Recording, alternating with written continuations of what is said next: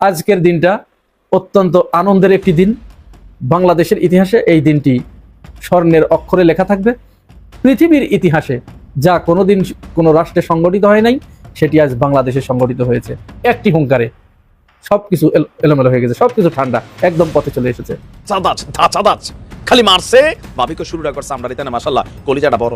বারে বারে ঘুঘু তুমি খেয়ে যাও ধান, এবার ধরা পড়ে গেছো ওরে কালাচান সোনার চান বলার সুযোগ নেই। দর্শক, এরা ভাবে নাই যে বাঘের উপর টাগ আছে। আলহামদুলিল্লাহ তিনটা খায়া দিচ্ছে। আজকের দিনটা ওয়ান কাইন্ড অফ চান দিন। দিনভর আপনাদেরকে নানান সুখবর দেওয়ার পরে লেট নাইটে এসে আরো একটা সুখবর দিচ্ছি। বিএনপিকে বাদ দিয়ে, বিএনপিকে চপেটাঘাত করে নতুন বাংলাদেশের শুভযাত্রা। হ্যাঁ, বিএনপি অবাক, কিন্তু আপনারা জানেন না যে কি ঘটেছে। এটা বাংলাদেশের ইতিহাসে একটা নজিরবিহীন ঘটনা এবং জনগণের বিজয়। এরকম ঘটনা ঘটতে পারে, আর এরকম ঘটনা তো ভাই পাকিস্তান, ইন্ডিয়া, আমার মনে হয় উপমহাদেশে খুঁজলে এই ঘটনা পাবেন না। উনার আসল রূপটা, উনি পাক্কা খেলোয়াড় তো ভাই, উনার বুকের পাটাটা এত বড় ভাই, এত বড়। দর্শক, বাংলাদেশের রাজনীতিতে নতুন চমক জাগানো খবর তৈরি হয়েছে। হয়তোবা ইতিমধ্যে খবরের কিছু অংশ আপনারা শুনেও ফেলেছেন, কিন্তু ভেতরের খবরটা কি সেটা হয়তো পরিপূর্ণভাবে জানার অবকাশ তৈরি হয়নি, কিংবা হয়তো হয়েছে। চাঞ্চল্যকর একটা খবর তুলে এনেছে আজকের বিশ্ব মিডিয়ার টপ অব দ্য নিউজ হলো বাংলাদেশের প্রধান উপদেষ্টা ডক্টর মোহাম্মদ ইউনূস, বাংলাদেশের প্রধান বিচারপতি সৈয়দ রিফাত আহমেদ, বাংলাদেশের আন্তর্জাতিক অপরাধ ট্রাইব্যুনালের প্রধান প্রসিকিউটর অ্যাডভোকেট তাজুল ইসলাম মানবতা বিরোধী অপরাধের মামলায় 15 সেনা কর্মকর্তাকে ফাঁসির আদেশ দিয়েছেন আন্তর্জাতিক অপরাধ ট্রাইব্যুনাল 1। বিচারপতি মোহাম্মদ গোলাম মর্তুজা মজুমদারের নেতৃত্বাধীন। আসসালামু আলাইকুম প্রিয় দর্শক শ্রোতা, নতুন একটা ভিডিওতে জানাচ্ছি সুস্বাগতম। ডক্টর মোহাম্মদ ইউনূস কি জিনিস, কতটা ভয়ঙ্কর হতে পারে ডক্টর মোহাম্মদ ইউনূস, আজকের এই ভিডিওতে আপনারা দেখতে পারবেন। বাংলাদেশের মানুষের জন্য চরম সুখবর নিয়ে হাজির হয়েছে এবার গণমাধ্যমে। আজকের এই ভিডিওটা খুবই গুরুত্বপূর্ণ, খুবই চাঞ্চল্যকর। ইতিমধ্যে আপনারা ভিডিওর অংশ বিশেষ এবং শিরোনাম দেখে বুঝেই গিয়েছেন কোন দিকে ইঙ্গিত করবে আজকের এই ভিডিওটি কতটা গুরুত্বপূর্ণ, কতটা চাঞ্চল্যকর হবে। আশা রাখবো সম্পূর্ণ দেখবেন, সাথেই থাকবেন। বেশি কথা বাড়াবো না, বিস্তারিত ভিডিওতে আপনাদেরকে নিয়ে যাবো। তার আগে ছোট্ট একটা রিকোয়েস্ট থাকবে, যারা এরকম ভিডিও দেখতে ভালোবাসেন, পছন্দ করেন, চ্যানেল সাবস্ক্রাইব করে পাশে থাকা বেল আইকনটি বাজিয়ে রাখুন। ইতিমধ্যে যারা সাবস্ক্রাইব করে দিয়েছেন তাদের জানাচ্ছি অসংখ্য ধন্যবাদ। চলুন তাহলে এই ভিডিওতে লাইক করে বিস্তারিত ভিডিওটি মোবাইলের স্ক্রিন থেকে ধারাবাহিকভাবে একের পর এক দেখে আসি। আজকের বিশ্ব মিডিয়ার টপ অব দ্য নিউজ হলো বাংলাদেশের প্রধান উপদেষ্টা ডক্টর মোহাম্মদ ইউনূস, বাংলাদেশের প্রধান বিচারপতি সৈয়দ রিফাত আহমেদ, বাংলাদেশের আন্তর্জাতিক অপরাধ ট্রাইব্যুনালের প্রধান prosecutor advocate Tajul Islam. Top of the news হয়েছেন এই কারণে যে বাংলাদেশের এই প্রথমবার সেনাবাহিনীতে চাকরিরত অবস্থায় শীর্ষ টপ 15 জন অফিসার আত্মসমর্পণ করেছেন আন্তর্জাতিক আদালতে। দেশবাসী নয়, বিশ্ববাসীর কাছে প্রশংসিত হচ্ছে আজকে ডক্টর মোহাম্মদ ইউনূস, বাংলাদেশের প্রধান বিচারপতি সৈয়দ রিফাত আহমেদ, বাংলাদেশের আন্তর্জাতিক অপরাধ ট্রাইব্যুনালের প্রধান প্রসিকিউটর অ্যাডভোকেট তাজুল ইসলাম। তারা তিনজনকে নিয়ে আলোচনার শীর্ষে এখন বিশ্ব মিডিয়া থেকে শুরু করে, বিশ্ব নিউজ পেপার থেকে শুরু করে, বিশ্বের যে কোনো জায়গায়, যে কোনো প্রান্তরে বাংলাদেশি মানুষ যারা আছেন, বিশেষ করে বাংলা ভাষায় যারা কথা বলেন, তাদের ভিতরে আজকে আলোচনার চায়ের টেবিলে, কফি শপে আলোচনার বিষয় হয়েছে বাংলাদেশের আন্তর্জাতিক অপরাধ ট্রাইব্যুনালের 15 জন শীর্ষ কর্মকর্তা, যারা একেবারে শেখ হাসিনা যাওয়ার পরে 15 মাস যাবৎ তারা শশ পদে নয়, বরঞ্চ এরই মাঝে 15 মাসে তারা বিভিন্ন প্রমোশন নিয়েছিলেন সেনাপ্রধান ওয়াকারুজ্জামানের কাছ থেকে। ঠান্ডা মাথায় ওয়াকারুজ্জামান যে হ্যান্ডেলিং করেছেন, সেই জন্য সেনাপ্রধান ওয়াকারুজ্জামানেরও কিন্তু আজকে প্রশংসা হচ্ছে। আমরা ওয়াকারুজ্জামানকে নিয়ে আলোচনা করি, অনেক সময় সমালোচনা করি, দোষ ত্রুটি ভালো মন্দ নিয়ে পর্যালোচনা করি।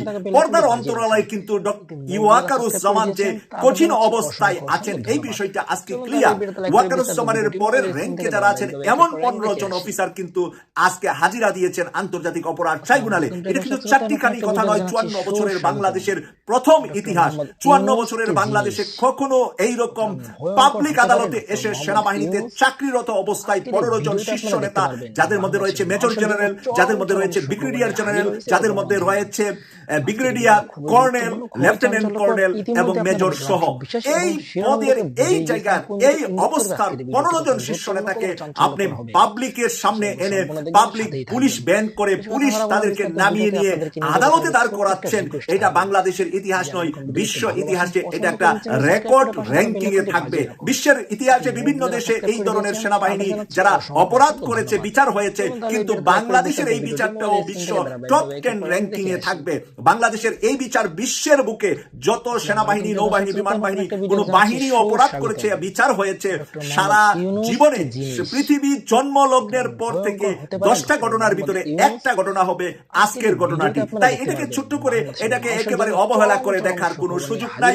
আমরা অনেক সময় সেনাবাহিনী নিয়ে অনেক কথা বলি, কিন্তু সেনাবাহিনীতে যারা এখন চাকরিরত আছেন তাদের যোগ্যতা, তাদের সাহসিকতা, তাদের দেশপ্রেমের পরিচয় কিন্তু আজকে দিয়েছেন।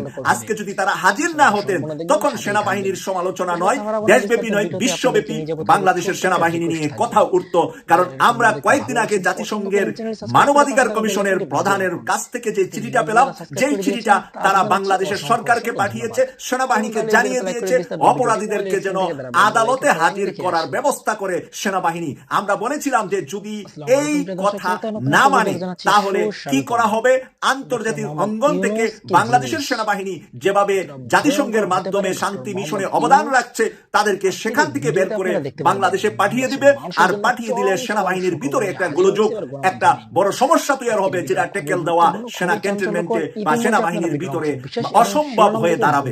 আর সেই জায়গা থেকে আজকে সেনাবাহিনী বিচক্ষণতার পরিচয় দিয়েছে, সেনা প্রধান বিচক্ষণতার পরিচয় দিয়েছে, সেনা প্রধান সহ সবাই কিন্তু সহযোগিতা করেছে। তাদের সহযোগিতা ছাড়া কিছুতেই সম্ভব নয়। মেজর জেনারেল, ব্রিগেডিয়ার জেনারেলের মতো পদবী যারা এক একটা ক্যান্টনমেন্টের জিওসি, যারা ইন্টেলিজেন্স ব্রাঞ্চ গুলার প্রধান ছিলেন, এইরকম মানুষদেরকে আপনি পাবলিক আদালতে এনে বিচার করতে পারতেন না। ক্যান্টনমেন্টের ভিতরে সেনা আইনে অনেক সময় সেনাবাহিনীর অপরাধীদের বিচার হয়, কিন্তু এইরকম শীর্ষ সেনা র্যাঙ্কিং এর মানুষের বিচার কিন্তু ক্যান্টনমেন্টের ভিতরেও হওয়ার ইতিহাস নাই। তাই বাহিরে এনে তাদেরকে পাবলিক আদালতে এনে বাংলাদেশের আন্তর্জাতিক অপরাধ ট্রাইব্যুনালে দাঁড় করিয়েছে, বিচারের ব্যবস্থা করেছেন। সেই সাহসিকতার প্রশংসা পাচ্ছে ডক্টর মোহাম্মদ ইউনূস, সেই সাহসিকতার প্রশংসা পাচ্ছে বাংলাদেশের প্রধান বিচারপতি সৈয়দ রিফাত আহমেদ, অক্সফোর্ডের আজীবন ফেলো, অক্সফোর্ডের আজীবন সম্মানিত ব্যক্তি এই সৈয়দ রিফাত আহমেদ, যে অক্সফোর্ড বিশ্ববিদ্যালয়ে সর্বোচ্চ র্যাঙ্কিং এ সর্বোচ্চ নাম্বার পেয়ে রেকর্ড করেছিলেন। সেই প্রধান বিচারপতি এখন বাংলাদেশের মতো তৃতীয় বিশ্বের একটা দরিদ্রতম দেশের প্রধান বিচারপতির দায়িত্ব পালন করছে। সৈয়দ রিফাত আহমেদ ইংল্যান্ডের মতো, আমেরিকার মতো, ইউরোপের মতো দেশের প্রধান বিচারপতি হওয়ার যোগ্যতা রাখেন, কিন্তু উনি বাংলাদেশকে ভালোবাসেন, বাংলাদেশি প্রেমী হয়ে, বাংলাদেশের সন্তান হয়ে বাংলাদেশের প্রধান বিচারপতির চেয়ারে বসে উনি এই চ্যালেঞ্জটা নিতে পেরেছেন, দিতে পেরেছেন। সেনাবাহিনীর সেনা প্রধানও উনার সাথে সাক্ষাৎ করেও কোন ধরনের ছাড়, কোন ধরনের একে অপরকে কোন ধরনের সহযোগিতা করার পক্ষে এসেছেন, কিন্তু কেউ একে অপরকে কন্ট্রাডিকশনে একে অপরের বিরুদ্ধে দাঁড়ান নাই। সেনা প্রধান ও প্রধান বিচারপতির বিরুদ্ধে দাঁড়ান নাই।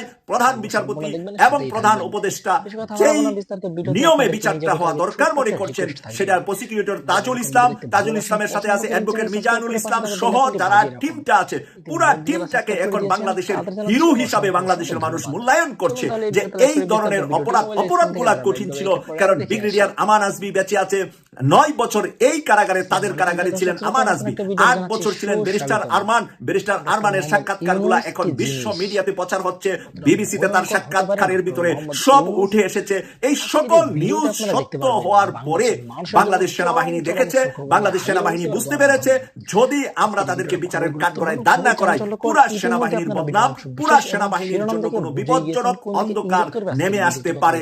যেই অন্ধকারের কথা বলা হয়েছিল অগাস্ট মাসে সেনাবাহিনীকে, যে শেখ হাসিনার পক্ষ ছেড়ে জনতার পক্ষে যদি বাংলাদেশ সেনাবাহিনী না যা, তাহলে আন্তর্জাতিক অঙ্গন থেকে, জাতিসংঘ থেকে, শান্তি মিশন থেকে সেনাবাহিনীকে বের করে দেওয়া হবে, যেটা ওপেন সিক্রেট। আমরা সবাই জানি যে এরকম একটি সংবাদ জাতিসংঘ থেকে সেনাপ্রধান ওয়াকার উজ্জামানকে জানানো হয়েছিল, যেই কারণে আমরা দেখেছি যে তরুণ সেনাবাহিনীর সেনা অফিসাররা হাসিনার বিরুদ্ধে জনতার পক্ষে দাঁড়ানোর জন্য কথা বলেছিলেন, আর সেই কথাই একমত হয়ে সেনাপ্রধান ওয়াকারুজ্জামান হাসিনাকে ইন্ডিয়াতে পালিয়ে যাওয়ার ব্যবস্থা করেছেন। জনতার পক্ষে সেনাবাহিনী দাঁড়িয়েছেন, জনতার সাথে সেনাবাহিনী লড়াইয়ে যান নাই। আলোচনা থাকবে, সমালোচনা থাকবে, কিন্তু যখন এই ইস্যুতে খবরটা পাইলাম শেয়ার না করে পারলাম না। প্রথমত ডক্টর ইউনূস সরকারকে ধন্যবাদ দিতে চাই। দেখেন, পলিটিক্যাল পয়েন্ট অফ ভিউতে আপনি কোন দলের কোন মতের ডাজন্ট ফ্যাক্ট। ফ্যাক্ট হচ্ছে বাংলাদেশের সার্বভৌমত্ব নিরাপত্তা নিশ্চিত করতে হবে। সীমান্তে ভারতীয় বিএসএফ এর যেই দীর্ঘদিন যাবৎ দাদাগিরি, সেই দাদাগিরির বিপরীতে পাল্টা জবাবের জন্য প্রস্তুতি নিচ্ছে বাংলাদেশ। চাঞ্চল্যকর তথ্য থাকছে আজকের এই ভিডিওতে, ভালো লাগলে শেয়ার করবেন। দিন শেষে আমরা বাংলাদেশিদের নিরাপত্তা নিশ্চিত করতে হবে, রাষ্ট্রের যারা হর্তাকর্তা আছেন তাদেরকে। তবে এই ধরনের উদ্যোগ আমার কাছে মনে হচ্ছে এই প্রথমবারই নেওয়া হয়েছে। ভারতের সঙ্গে সীমান্ত যে অঞ্চলগুলো আছে সেখানে প্রতিনিয়ত চোরাকারবারিদের কারণে আমরা বাংলাদেশের গরিব মানুষ আছি, ভারতেরও গরিব মানুষ আছে, কিন্তু বাংলাদেশের বিজিবি যতটা রহম করে কিন্তু বিএসএফ কিন্তু সেক্ষেত্রে তা করে না। সীমান্তের ওই পারে বা কাছাকাছি গেলে গুলি টুলি করে মাইরা ফেলে, আমাদের টাকা পয়সা ওইদিকে যারা যায় চোরা কারবারি তাদেরগুলো এরা লুটপাট করে নিয়ে যায়। আর বিপরীতে আমরা দেখি যে ভাই চোরা কারবারি করতে গিয়ে দেশের মানুষ মারা গেছে, লাশটাও ঠিক মতো পাওয়া যায় না। তবে এবার ভিন্ন প্রেক্ষাপট আসতে যাচ্ছে। ভারতের সাথে সীমান্ত সুরক্ষায় হুরুঙ্গামারি, থানচি এবং মেহেরপুর বর্ডার গার্ড বাংলাদেশের নতুন 3টি ব্যাটালিয়ন গঠন করা হচ্ছে, কারণ এই সীমান্তগুলোতে প্রতিনিয়তই নানান ধরনের ঘটনা ঘটছিল। এই 3 ব্যাটালিয়ন সহ বিজিবির জন্য মোট 2258টি পদ সৃষ্টি করা হয়েছে। আর এই বিষয়ে স্বরাষ্ট্র মন্ত্রণালয়ের সীমান্ত 1 শাখা থেকে গতকালকে একটি প্রজ্ঞাপন জারি করা হয়েছে। প্রজ্ঞাপনে বলা হয়েছে যে আপনার এখানে যে যে পদগুলো তৈরি করা হয়েছে, পরিচালক পদ 3টি, অতিরিক্ত পরিচালক এবং উপপরিচালক পদ 9টি, সহকারী পরিচালক 3টি, পুলিশ ইন্সপেক্টর 3টি, সুবেদার মেজর সব ক্যাটাগরির 3টি, সুবেদার 18টি, নায়েব সুবেদার 57টি, হাবিলদার 240টি, নায়েক 285টি, ল্যান্স নায়েক 15টি, ল্যান্স নায়েক 327টি, সিপাহী অফিস সহকারী 15 জন, সিপাহী 1221 জন, ইমাম বেসামরিক 3 জন, হিসাবরক্ষক 3 জন, উচ্চমানের সহকারী 3 জন, অফিস সহকারী কাম কম্পিউটার মুদ্রাক্ষরিক। এভাবে আপনার মোট 2258টি নতুন পদ তৈরি করা হয়েছে। বর্তমানে বিজিবির সংখ্যা রয়েছে 57,477টি, আর এই সংখ্যাটা যুক্ত হলে 59,735 জন বিজিবির সদস্য আমরা দেখতে পাবো ইনশাআল্লাহ। বলা হচ্ছে যে আপনার এখন এদের কাজকর্ম কি থাকবে, সীমান্ত সুরক্ষা এবং বিজিবির জনবল বাড়াতে এই নতুন 3টি ব্যাটালিয়ন তৈরি করা হচ্ছে। খুবই সাধুবাদ এবং প্রশংসনীয় উদ্যোগ। এখানে অনেক মানুষের রিজিকের যেমন ব্যবস্থা হবে, কর্মসংস্থানের ব্যবস্থা হবে, পাশাপাশি সীমান্তে দাঁড়িয়ে প্রিয় বাংলাদেশকে, এই দেশের জনগণকে মানে বহির্শত্রুর হাত থেকে, বিশেষ করে ভারত আর আমার মনে হয় যে মিয়ানমারের দিকে একটু নজর রাখা দরকার। পার্বত্য অঞ্চলগুলোতে সেখানে মিয়ানমার ইদানিং সময় আরাকান গোষ্ঠী তাদের নানান অ্যাক্টিভিটিস চালায়, ইয়াবা সহ বিভিন্ন মাদক কারবারি বাংলাদেশ থেকে জড়িত, এদেরকেও চিহ্নিত করতে হবে। সে অঞ্চলেও আরেকটু নজর দেওয়া উচিত। এখন এটা কেন জরুরি? অনেকে মনে করছেন ভাই এখন এটা কি দরকার ছিল? দরকার ছিল, অবশ্যই দরকার ছিল, কারণ ভারতের বিএসএফ থাকে 50 জন, আমাদের থাকে মনে করেন 20 জন। আবার তাদের কাছে উন্নত মানের যে মেশিনারিজ আছে, আমাদের কাছে কম উন্নত মানের মেশিনারিজ আছে। শুধুমাত্র জনবল বাড়ালে হবে না, হাতে মেশিনারিজ দিতে হবে উন্নত মানের, যেন শত্রুর মোকাবিলায় আমাদের সক্ষমতা লেভেলে থাকে, মিনিমাম লেভেলে থাকতে হবে। যেমন আমার কাছে আছে ধরেন এক ধরনের মেশিন, আপনার কাছে আছে লাঠি বাস, এই ভাই ম্যানুয়াল পদ্ধতির, এগুলো দিয়ে কাজ হবে না। সীমান্তে কথা বলতে গেলে আমাদের একটা ইস্যু যদি তারা হাত দেয়, আমরা পাল্টা একটা ইস্যু হাত দিতে হবে উইথিন এ সেকেন্ড। সো সরকারকে ধন্যবাদ এই গুরুত্বপূর্ণ সিদ্ধান্তটি নেওয়ার জন্য। বিএনপিকে বাদ দিয়ে, বিএনপিকে চপেটাঘাত করে নতুন বাংলাদেশের শুভযাত্রা। হ্যাঁ, বিএনপি অবাক, কিন্তু আপনারা জানেন না যে কি ঘটেছে। বিএনপি মাইন্ডকে চিপায় পড়েছে, বিএনপি ধ্বংস হয়ে গেছে।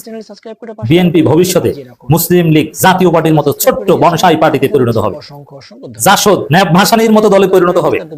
বাংলাদেশ পন্থী রাজনীতি বিএনপি করতে পারছে না। বিএনপি দালালির রাজনীতি করছে। এই রাজনীতি 5 আগস্ট পরবর্তী বাংলাদেশে টিকবে না, এটা অনিবার্য। হ্যাঁ, বিএনপির ধমক উপেক্ষা করে বাংলাদেশের যাত্রা কি সেটা, এবং এই প্রেক্ষিতে বিএনপি নতুন নাটক করা শুরু করেছে। সে নাটক ফাঁস করে দিব। কি প্রথম হচ্ছে এই যে গুম খুনে অভিযুক্ত সার্ভিং সেনা অফিসারদের বিচার শুরু হয়েছে, ফরমালি তাদেরকে কোর্টে প্রডিউস করা হয়েছে। এর মানে খুব দ্রুত গতিতে শুনানি হবে, চার্জ গঠন তো হয়েছে। এরপরে শুনবেন যে তাদের ফাঁসির রায়। শীততাপ নিয়ন্ত্রিত প্রিজন ভ্যানে আর 5 স্টার সাব জেলে কতদিন থাকবেন? বেশি দিন না, আপনাদের দিন ফুরিয়ে আসছে। কন্ডেম সেলে থাকা লাগবে, তারপরে শীততাপ নিয়ন্ত্রিত ফাঁসির রশি ঝুলবে।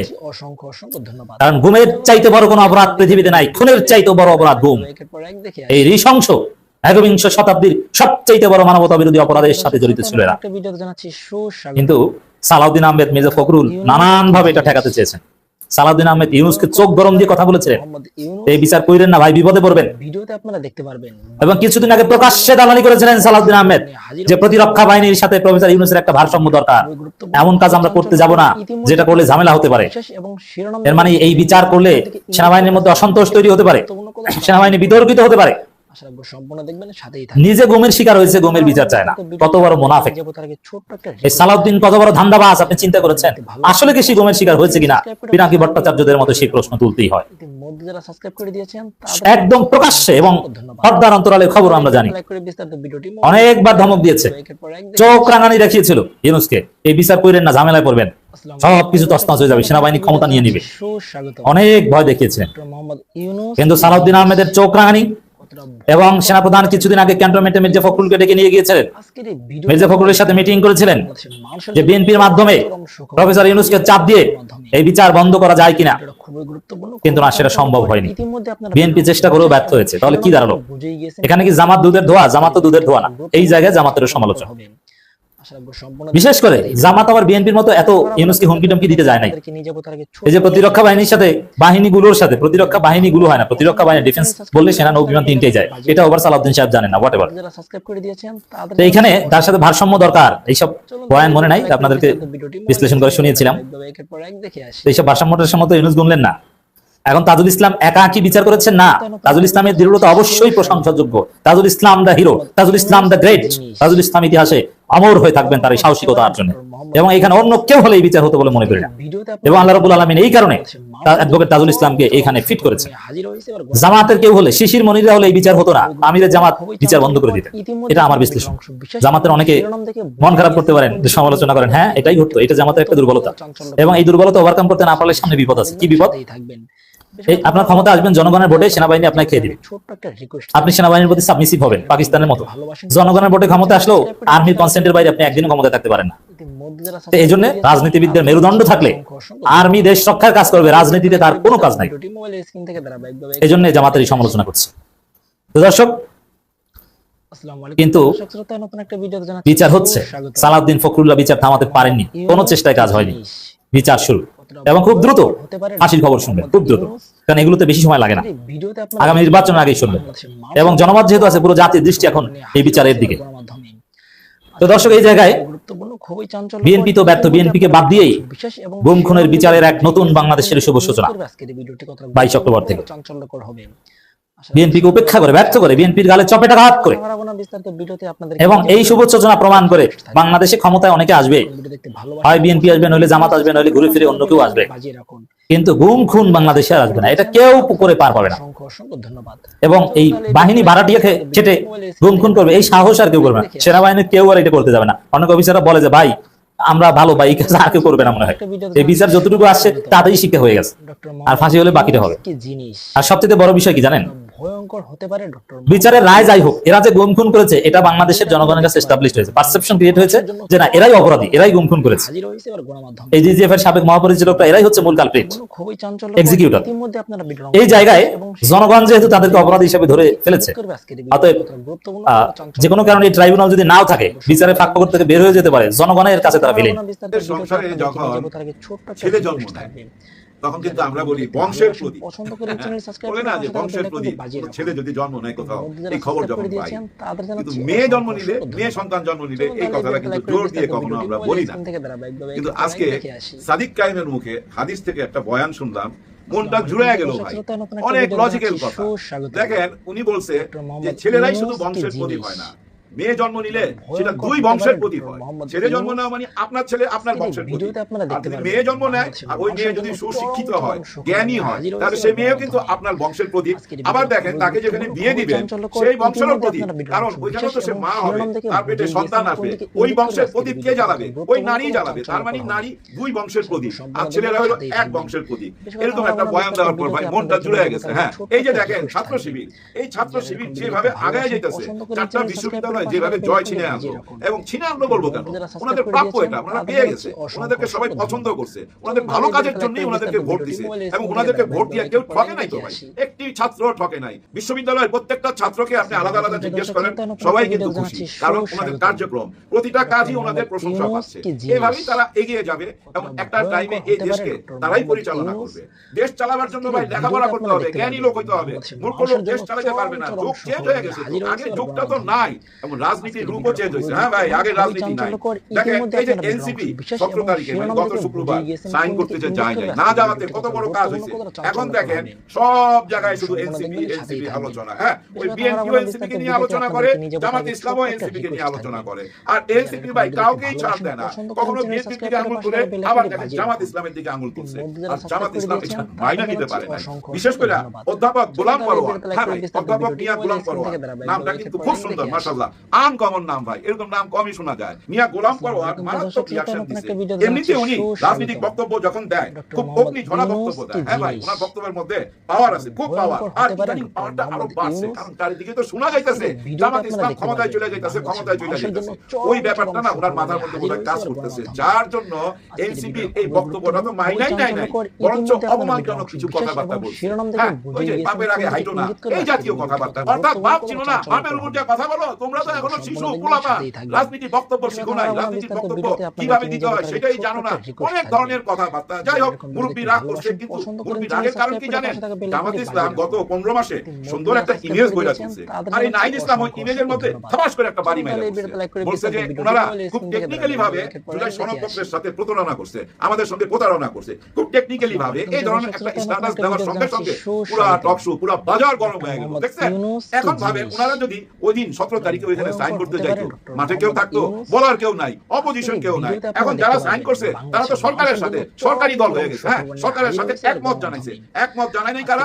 এনসিপি, যার জন্য একমাত্র মাঠে এখন এনসিপি বিরোধী দল। ওনারা যা কিছু বলবে তাই কিন্তু এফেক্ট হবে। হ্যাঁ, সব মহলে, বিএনপি তো এফেক্ট হবে, জামাতও এফেক্ট হবে, আবার মাঝে মাঝে দেখেন না আর্মির দিকে আঙুল তুলা কথা বলে, ওইখানেও এফেক্ট হবে। যাই হোক, অধ্যাপক গোলাম পরোয়ার স্যার, আপনার কাছে বিনীত নিবেদন, আপনি এত রাগ দেখেন না, ওরা আপনার সন্তানের মতো, ওরা কোনো ভুল কথা বলে নাই তো, আপনারা আশ্বাস দিয়েছিলেন, কথা দিয়েছিলেন, সেই কথা অনুযায়ী আমরাও কিন্তু চিৎকার করছি, যতক্ষণ পর্যন্ত আইনি বৈধতা না পাচ্ছে ততক্ষণ পর্যন্ত জামাত ইসলাম কোনো কিছুতে সাইন করবে না। এই কথা তো আমরাও বলছি। আমাদের মধ্যে তো ক্ষোভ থাকতে পারে যে ভাই আপনারা কেন হঠাৎ করে চলে গেলেন। সবাই মনের মধ্যে যদি এরকম একটা প্রশ্ন থাকে, এনসিপির মনের মধ্যে আসবে না কেন? যাই হোক, উপরওয়ালা যা করে ভালো করে।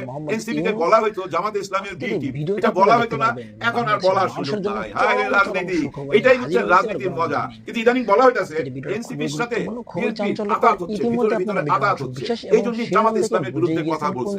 এরকম ভাবার কোনো কারণ নাই। এনসিপি যেদিন বিএনপির সাথে আঘাত কইরা নির্বাচন করবে, ওই দিন থেকে এনসিপি ভাই, ওই যে জাতীয় পার্টি আছে না, এরশাদ সাহেবের জাতীয় পার্টি, ওর চেয়েও খারাপ অবস্থায় যাবে, ওর চেয়েও খারাপ অবস্থায়, এটা মাথায় রেখে এনসিপি যতক্ষণ নিজের পায়ে দাঁড়ায় আছে, এনসিপি যতক্ষণ নিজের পায়ে দাঁড়ায় আছে ততক্ষণই টিকা থাকবে। হ্যাঁ ভাই, ইজ্জতের সঙ্গে টিকা থাকবে।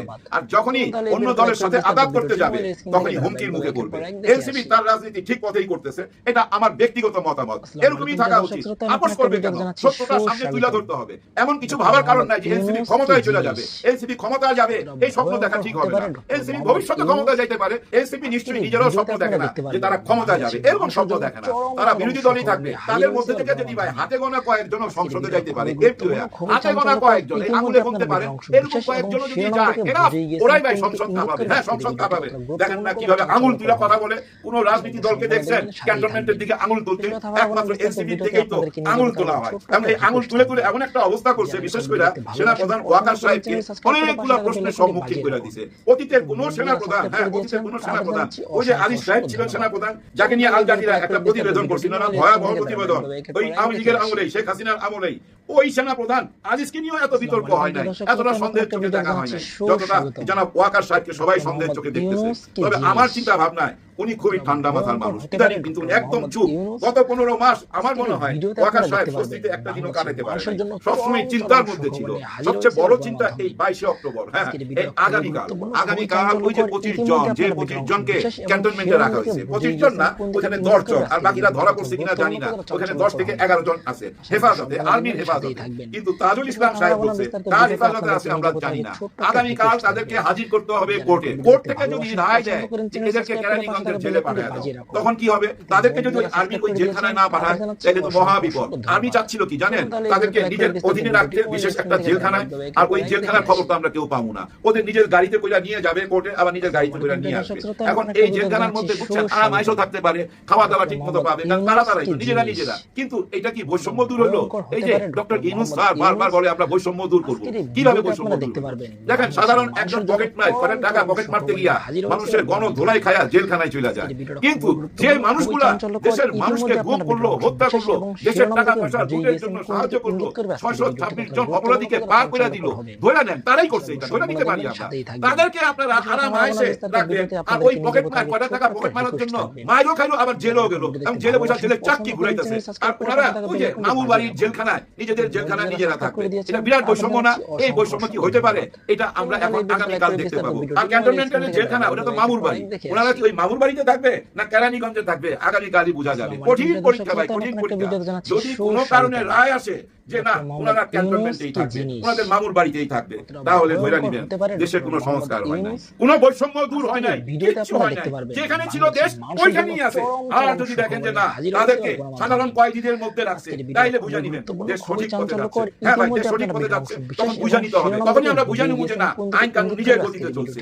কয়েদিদের মধ্যে মাসুম কয়েদি তো নাই, কয়েদি মানেই কয়েদি। মাসুম কয়েদি বলে যদি ওদিকে পাঠায় দেন, জেলখানায় না পাঠান, অন্য কয়েদিদের সঙ্গে যদি তাদের বসবাস করার সুযোগ না করে দেন, তাইলে বুঝে নেব কোনো কিছুই হয়নি।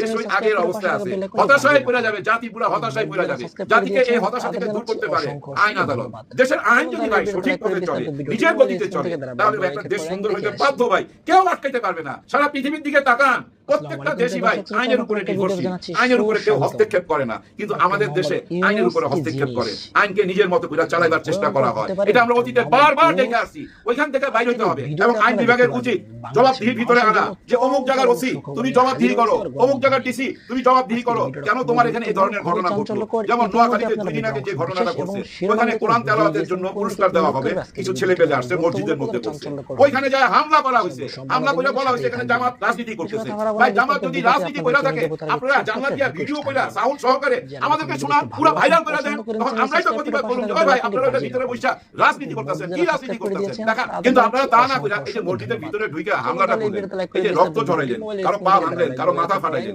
এখন দেখেন এই যে মাথা ফাটা, পা ভাঙা, ওখানে সবাই ছাত্র ছিল ভাই, ওরা পুরস্কার নিতে গেছিল, এই যে ওদেরকে রক্তাক্ত করলেন। আর এইসব দৃশ্য এখন পুরো ভাইরাল হয়ে যাচ্ছে, সবদিকে ছড়ায় যেতেছে। এতে মানুষ কি মনে করতেছে? আপনাদেরকে অত্যাচারী মনে করতেছে না? নিশ্চয়ই অত্যাচারী মনে করতেছে। আর আপনারা যারা বলেন মসজিদের মধ্যে কিসের রাজনীতি, আরে ভাই মসজিদের ভিতরেই তো রাজনীতির জন্ম হয়েছে। আপনারা বুঝেন না কেন? ইসলামিক ইতিহাস পড়েন না কেন? এই যে মদিনার সনদ, মদিনার সনদ কোথায় বসে আলাপ হয়েছে? মসজিদের ভিতরেই তো আলাপ হয়েছে। এই কাবিলা সেই কাবিলা, দুশমন আর বন্ধু দুজনকে এক কইরা ওইখানে আলোচনা কইরাই তো মদিনাকে রাষ্ট্র হিসেবে ঘোষণা করা হইলো মদিনার সনদপত্র দিয়ে। এটা বুঝেন না কেন? এইসব আলোচনা তো মসজিদের ভিতরেই হয়েছে। ইসলামের জন্মই তো মসজিদের ভিতরে, রাজনীতির বাইরে ইসলাম না ভাই।